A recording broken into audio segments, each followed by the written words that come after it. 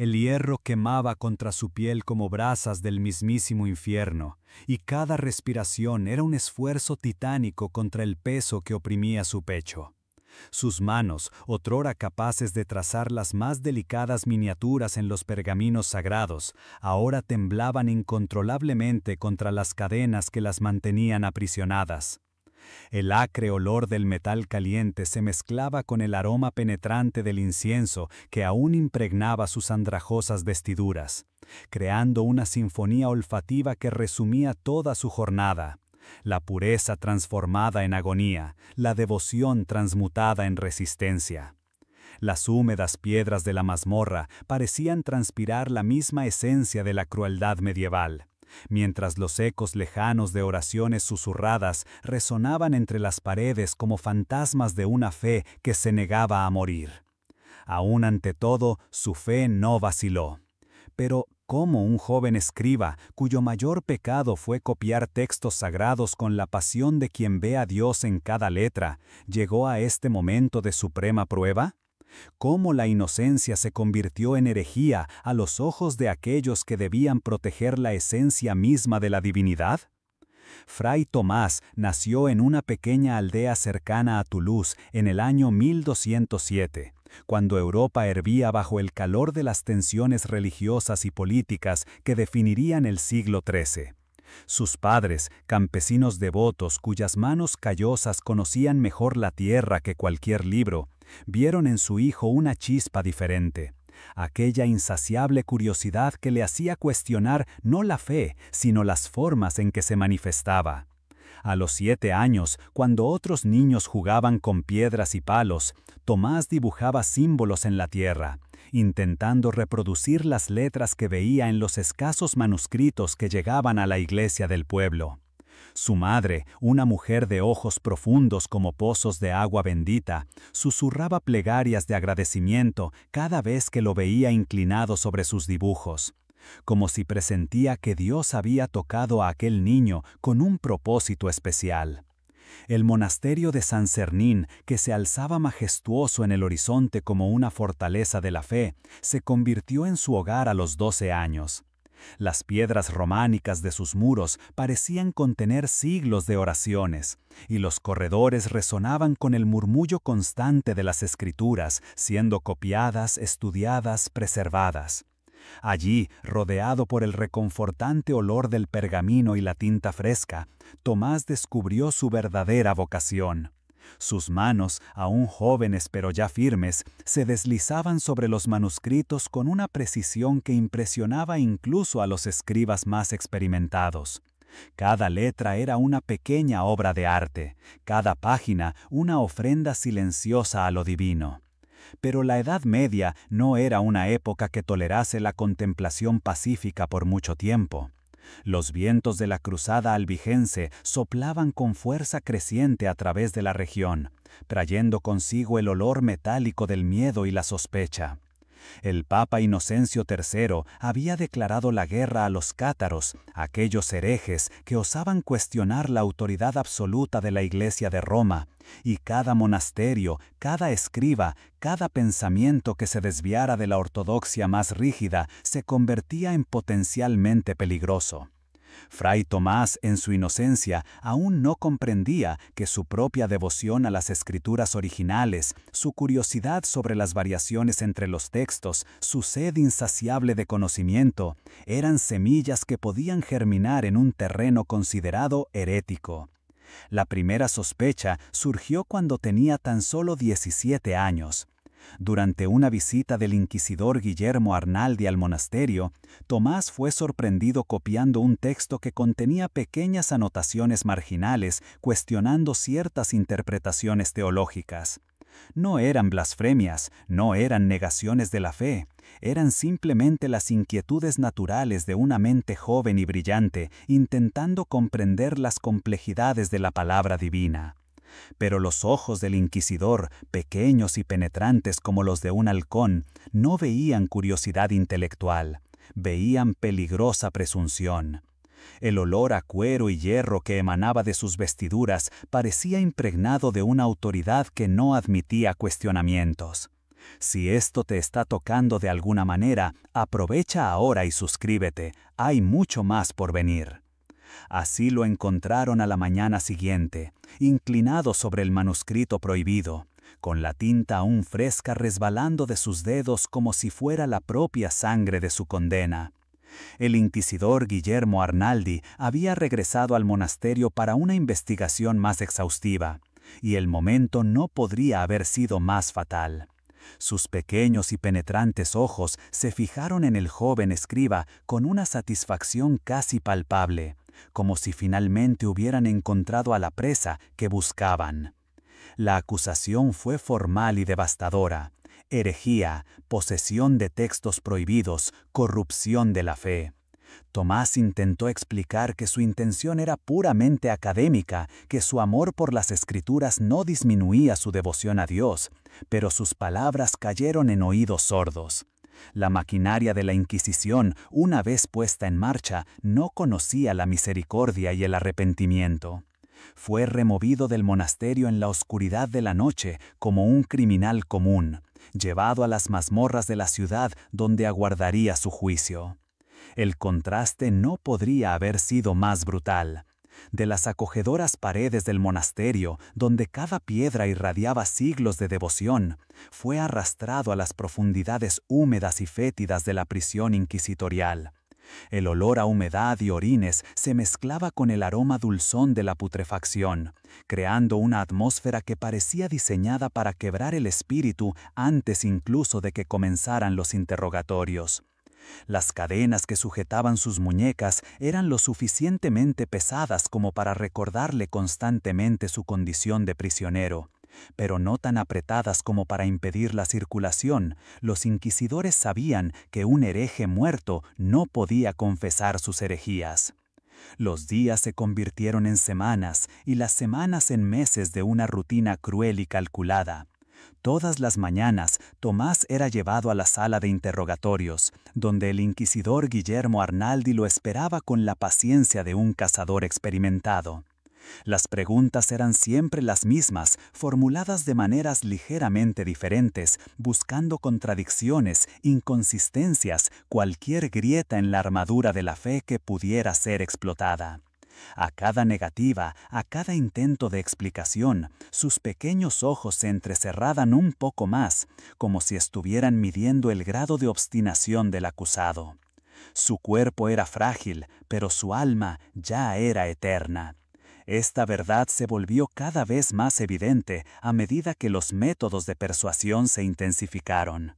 La tortura medieval no era solo una cuestión de causar dolor físico.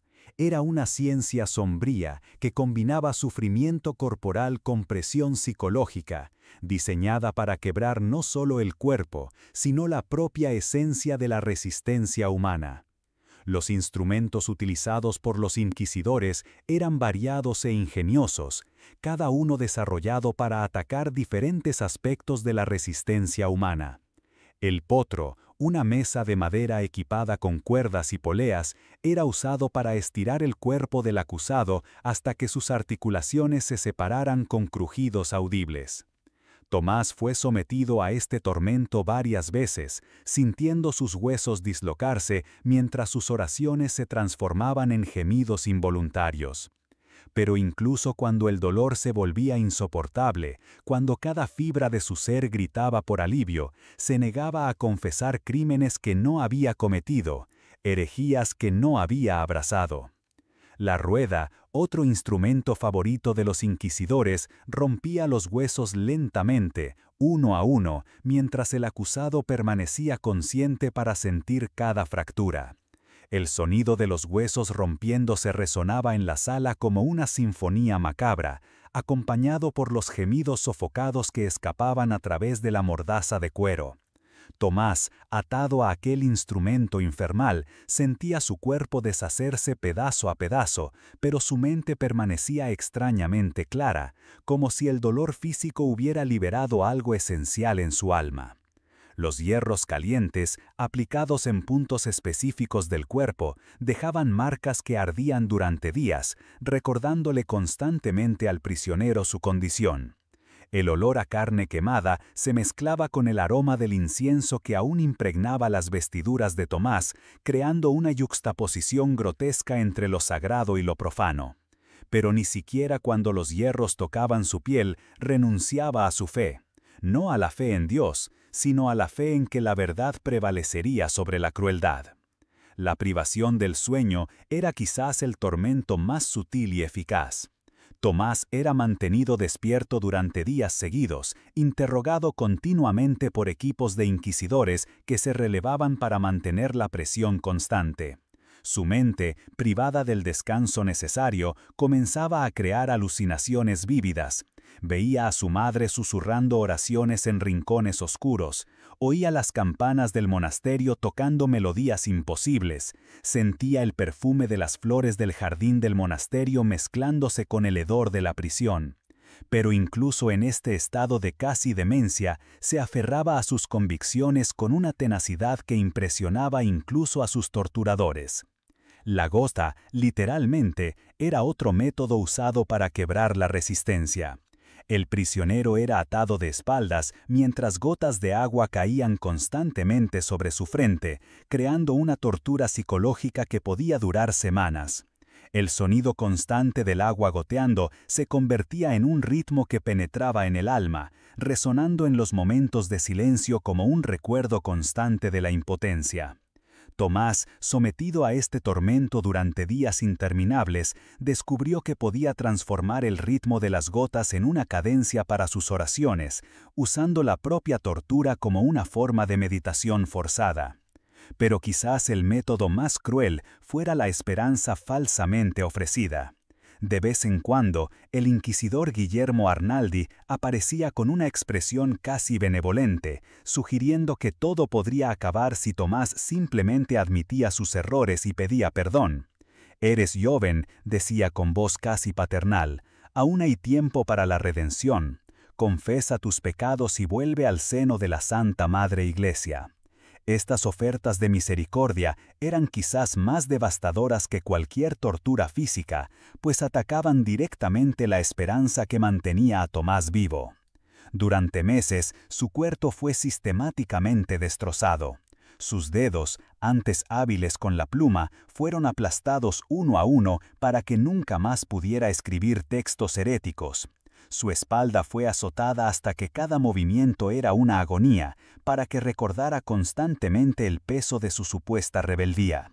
Sus pies fueron quemados para que no pudiera escapar de las consecuencias de sus actos. Cada parte de su cuerpo se convirtió en un mapa de la crueldad humana, una geografía del dolor que contaba la historia de su resistencia. Pero aquello que el mundo intentó borrar se volvió eterno. A medida que su cuerpo se deterioraba, algo extraordinario ocurría con su espíritu. El dolor físico, paradójicamente, lo liberaba de las ataduras de la carne y permitía que su alma volara a regiones que sus torturadores nunca podrían alcanzar. En las horas más oscuras, cuando la agonía era casi insoportable, encontraba una paz inexplicable, como si la propia esencia de su fe se hubiera cristalizado en algo indestructible. Los otros prisioneros, testigos silenciosos de su tortura, comenzaron a verlo no como un hereje condenado, sino como un mártir de la verdad. Sus oraciones susurradas resonaban por las celdas adyacentes, llevando consuelo a almas igualmente torturadas. Incluso los guardias, hombres embrutecidos por la violencia cotidiana, comenzaron a mostrar una extraña reverencia por aquel joven que se negaba a quebrantar. Uno de ellos, un veterano de las cruzadas cuyas manos habían derramado más sangre de la que podía contar, fue visto haciendo la señal de la cruz secretamente después de presenciar una sesión de tortura particularmente brutal. El juicio final fue una farsa cuidadosamente orquestada.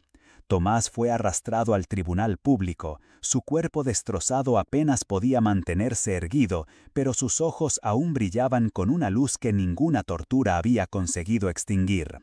El inquisidor Guillermo Arnaldi leyó las acusaciones con voz solemne, cada palabra resonando por la plaza abarrotada como un martillo golpeando el yunque del destino. La multitud, sedienta de sangre y espectáculo, gritaba por justicia, pero algunos rostros en la multitud mostraban expresiones de duda, como si se preguntaban si aquel joven esquelético realmente representaba una amenaza al orden establecido. La sentencia fue leída con la pompa característica de los tribunales inquisitoriales. Tomás fue declarado culpable de herejía, posesión de textos prohibidos y corrupción de la fe. Pero en un giro que sorprendió incluso a los espectadores más experimentados, el inquisidor anunció que debido a la juventud del acusado y a la posibilidad de arrepentimiento, sería perdonado de la ejecución. En cambio, sería sometido a penitencia perpetua, confinamiento solitario, ayuno constante y trabajo forzado hasta el fin de sus días. Esta misericordia era en realidad una forma de tortura más refinada.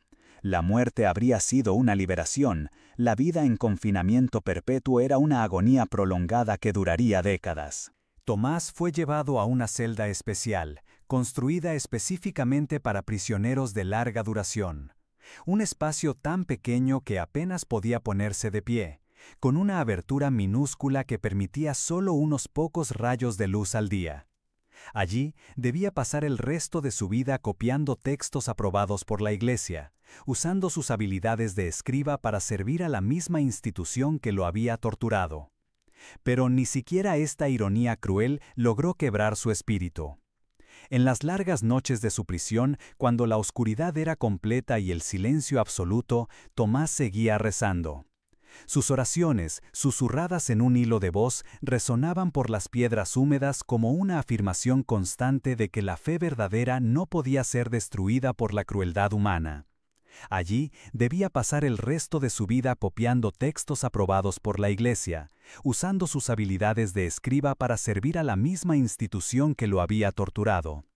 Pero ni siquiera esta ironía cruel logró quebrar su espíritu. En las largas noches de su prisión, cuando la oscuridad era completa y el silencio absoluto, Tomás seguía rezando. Sus oraciones, susurradas en un hilo de voz, resonaban por las piedras húmedas como una afirmación constante de que la fe verdadera no podía ser destruida por la crueldad humana. Había perdido todo: su libertad, su salud, su juventud, sus esperanzas, pero mantenía intacta la única cosa que realmente importaba: su conexión con lo divino. Durante los primeros años de confinamiento, Tomás luchó contra la desesperanza que amenazaba con consumirlo. Las paredes de su celda parecían cerrarse cada día, y el aire enrarecido hacía que cada respiración fuera un esfuerzo consciente. Sus manos, antes firmes y hábiles, temblaban constantemente debido a las heridas permanentes causadas por las torturas. Pero gradualmente aprendió a encontrar belleza incluso en aquel ambiente hostil. La forma en que la luz se filtraba a través de la pequeña abertura creaba patrones que cambiaban con las estaciones. Los sonidos distantes de la ciudad, campanas de iglesia, voces de mercaderes, risas de niños, se convirtieron en una sinfonía que conectaba su alma aislada con el mundo exterior. Comenzó a ver su prisión no como un fin, sino como una forma diferente de monasterio. Si no podía servir a Dios copiando textos en un scriptorium iluminado, serviría a través de la oración constante y la meditación forzada. Cada día de sufrimiento se convertía en una ofrenda, cada noche de soledad una oportunidad para una comunión espiritual más profunda. Su fe, probada en el fuego de la persecución, emergía purificada como oro refinado. Los años pasaron como olas lentas contra la costa de su resistencia. El joven escriba de 17 años se transformó en un hombre de mediana edad, luego en un anciano prematuramente envejecido por las pruebas. Su cabello, antes castaño y brillante, se había blanqueado completamente. Su piel, privada del sol y del aire fresco, adquirió la palidez traslúcida de un pergamino antiguo. Pero sus ojos, esos mismos ojos que habían fascinado a los maestros del monasterio con su brillante inteligencia, seguían brillando con una luz que parecía venir de regiones más allá del mundo físico. Incluso ante todo, su fe no vaciló. Esta frase, repetida como un mantra a través de los años, se convirtió en algo más que una declaración de resistencia. Era una verdad que trascendía las circunstancias externas. La fe de Tomás se había transformado de una creencia intelectual en algo visceral, celular, indestructible. Ya no era una cuestión de creer en Dios, sino de experimentar la presencia divina en cada momento de sufrimiento, en cada respiración dolorosa, en cada latido irregular de su corazón dañado. El cuerpo de Tomás fue enterrado en una fosa común, sin ceremonia ni reconocimiento oficial. Su historia, suprimida de los registros oficiales de la Inquisición, parecía destinada al olvido. Pero aquello que el mundo intentó borrar se volvió eterno. Las semillas de su resistencia, plantadas en los corazones de aquellos que presenciaron su viaje, germinaron en tierra fértil. Sus oraciones, memorizadas por sus compañeros de prisión, fueron transmitidas a través de generaciones. Sus convicciones, probadas en el fuego de la persecución, se convirtieron en un faro para futuras generaciones de personas que enfrentarían sus propias pruebas. Siglos después, cuando los métodos de la Inquisición medieval serían recordados como reliquias bárbaras de una época menos ilustrada, la historia de Tomás seguiría resonando como un testimonio de la capacidad humana de mantener la dignidad frente a la crueldad absoluta.